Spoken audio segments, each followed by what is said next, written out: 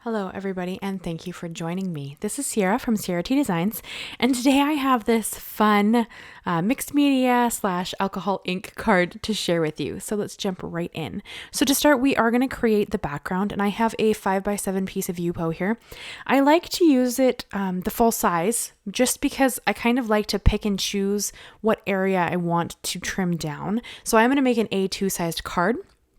But I started with a piece of 5x7 Yupo paper to create the alcohol inked portion of this. So I used some blending solution and kind of put it all over the background, as you saw there. And then I brought in 4 colors of alcohol ink here. I have, and I thought these names were super fitting. I have Cranberry, Raspberry, Sunset Orange, and Sunshine Yellow.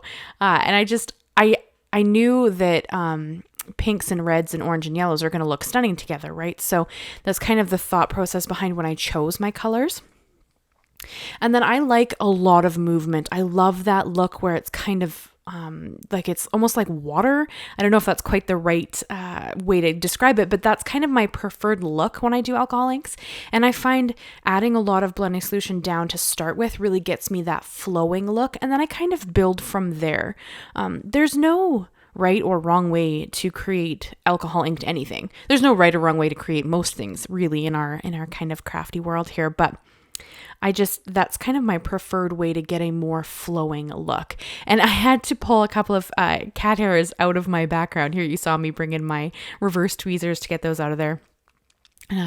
We recently may have a new adoption to our family. So we currently have like 6 cats in the house. So it's always a bit interesting with the cat hair, but they bring so much joy. It's hard to be upset about it. So I like to work back and forth. I try really hard not to get upset about what's going on, because alcohol ink is one of those things that's kind of something you can't really control. I do know that there are ways to control alcohol ink out there. Like you could use a brush, you could do, whatever, but I don't like to do that. I like it to be flowy and random and just pick colors I know will go stunningly together. And then that's kind of how I make my control so I don't make mud. But otherwise, I just like it to turn into whatever it wants to be. And then I brought in a piece of heavyweight vellum, and I'm going to heat emboss the Gothic Tapestry stamp on my vellum. So that's what you see me using right here. And I did powder treat my vellum before I'm going to stamp on it, just so that I can have less issues with the embossing powder sticking to places I don't want it. And I did use my Misti for this just because originally I thought that I was going to use a big portion of this stamp. In the end, I couldn't cover up the background, so I end up pretty much only using the skull, which you would have seen from the starting picture of the card. So this card was very just me playing with stuff. I got the stamp set in and I really wanted to play with it, and I hadn't used my alcohol inks in a while, so I thought it would be kind of fun to take an image that, could be, I don't think that it's necessarily scary, but some people may, and I wanted to take it and make it very pretty and very different than I think skulls kind of have a look to. So I originally stamped out the whole image, but I'm only really going to use the skull portion on the card, as you guys saw from the starting image. So I did white heat emboss that on the vellum. And then because you guys know that I love to tear vellum, I am going to tear it here while we kind of jump in. But this is where I decided I wanted to trim down my alcohol inked background. So I do take off, here it's 5x7, but it ends up being about 1/4 of an inch smaller than my A2 base. And I did use my Deckled edge trimmer for that. I just thought that it would be kind of cool to have that bit of a tattered edge. It would look kind of neat. I do find that at the bottom of my trimmer, you're going to see it here in a second because I bring in my small scissors to fix it. But when I kind of trim it here, I didn't really want to cut the Yupo. So I brought in scissors to just fix this little corner that didn't quite cut properly. And now that doesn't really bother me. I know that would irritate some people, but it doesn't really bother me any. So I just trimmed it up a little bit, and then I just kind of avoided using that very bottom corner because I think that it has been catching there, and I don't know if it's just maybe I have something stuck there and I haven't noticed yet, but so here is where I'm going to tear it. And you're going to see, like, I kind of start out with almost the whole image and just kind of a rough edge, and it gets slowly smaller and smaller as we go along with the skull, just because I couldn't cover that much of the background. Like, originally I thought I would cover quite a bit of the background when I first kind of set out to make this card, but I could not bring myself to do it. So slowly the tattered piece here will get smaller and smaller until it's pretty well just the skull. And I really went back and forth because I had just this idea of what I wanted it to be in my head, but I had to adapt it. So it's just kind of funny. So on other news, it's kind of interesting.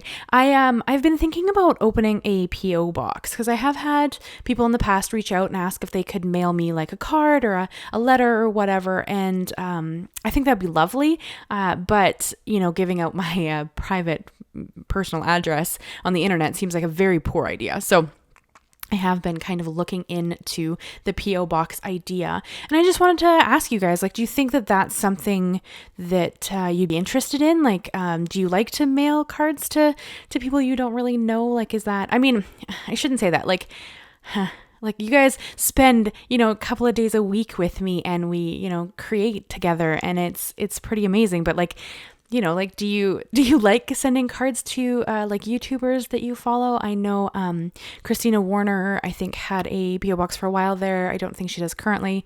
I know Amy R has had one in the past because she used to do those like challenges. So I was curious if you guys thought that that's something you might want to kind of do, or, like if you think it's not a great idea, let me know. Either way, I'm always interested in your feedback, and I always want to know what you guys are thinking, or if it's something you'd be interested in. So let me know. So you can see here that I've torn this down now to like the bare minimum for this skull. And I'm going to save those vellum pieces I have sitting off to the side because, first of all, they're beautiful. Second of all, I've really been tossing around the idea of making a junk journal. So with that, I kind of thought that these would be really cool additions, like maybe on top of like a pocket or, random areas. So I'm going to save them and see what I think about them. And then I was kind of staring at this and decided it needed something more. And then I remembered that I have these, I think they're the Heirloom roses. Excuse me, by Tim Holtz. And I was like, okay, we're going to use these. And I looked at them when they were white, and I'm like, well, the white's kind of boring. So they can't, they could have stayed white, but I think that they were a little bit boring. So I ended up coloring them with my alcohol inks because I wanted them to match the background, but not steal focus. Like if we had made, I guess I could have made them black. Anyway, I did, obviously I made them, I dyed 4 of them, each a color that I had used in the alcohol inks. And then for the last 3, I brought in some glitter and just kind of gave them a more vintage look. So they didn't look quite so pristine and pink, or white, sorry.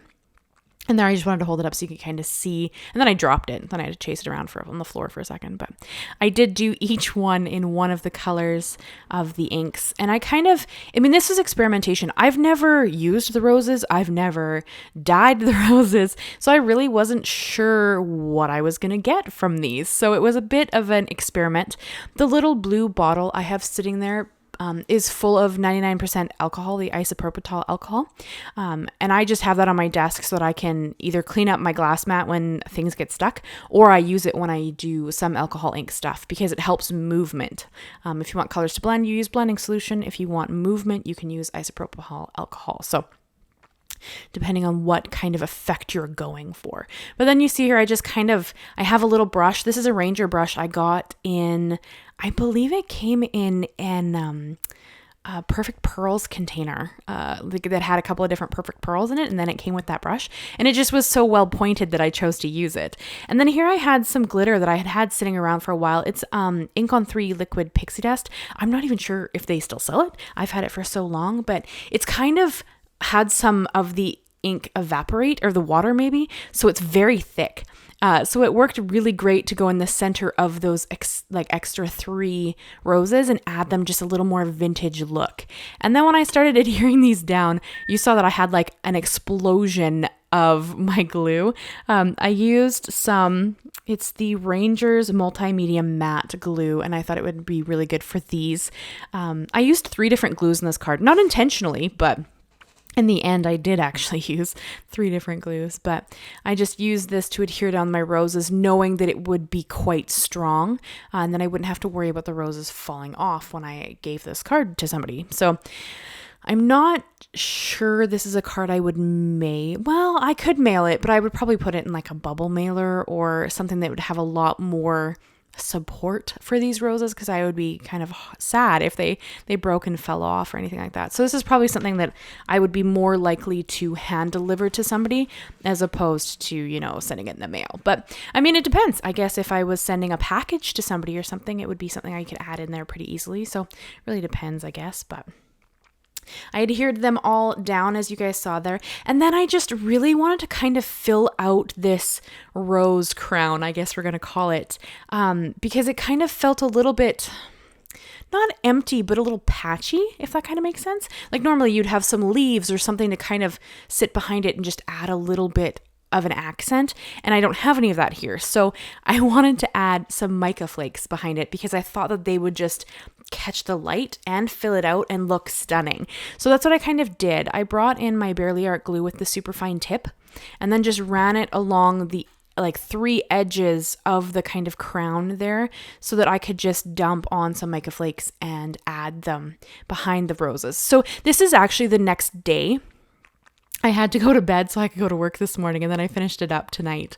So my roses sat overnight. So they sat for a good, not quite 24 hours before I came back to this card to finish it up. So I wasn't sure how long the matte medium would need to dry. It probably doesn't need that kind of time frame, but I couldn't get back to it anyway, so that's how long it got. And I mean, it wouldn't have hurt it regardless, right? I just really didn't want those roses to fall off. And then because I couldn't leave this alone, I can't waste this beautiful alcohol inked piece and the vellum. I mean, they're both stunning. So I adhered them on the inside, one kind of in front of the other. And I love that a lower corner on that piece of vellum, the piece of Yupo, that pink and yellow with the little dots. I love that. I think it looks stunning. I couldn't waste it. So it went inside the card. And then I didn't adhere this side, but because it was deckled, I struggled to get the vellum kind of behind that piece. I left it open so that I could tuck it under, but I struggled. The ripped vellum and the deckled Yupo kept catching on each other, so I had to bring my reverse tweezers in there so that I can kind of slide it in behind that, just so it looked like it was a layered piece, even though they're not really layered, so they're not adding any bulk. And then I had to add a sentiment of some kind, and I didn't want to put it on the front, so I put it on the inside. This is from Tim Holtz Noteworthy stamp set. I'm slowly trying to use all of the stamps in different cards, just because I think that they're stunning. And this one just says, "Make today amazing." So I thought that was really catching in this I just thought it was beautiful. And I used some Spiced Marmalade Archival ink for that, just because I had that sitting there, not because I necessarily needed it for this card. But so this is the card I made for you guys today. I hope you enjoy it. It was an exploration into some different techniques and some different, it wasn't what I set out to make. And I think that it turned out pretty amazing. I would love to know what you guys think. Leave me a comment, leave me a like, and consider subscribing if you haven't already. I do new videos every Monday and Thursday. Thank you so much, guys, and I will see you again very soon. Bye-bye for now.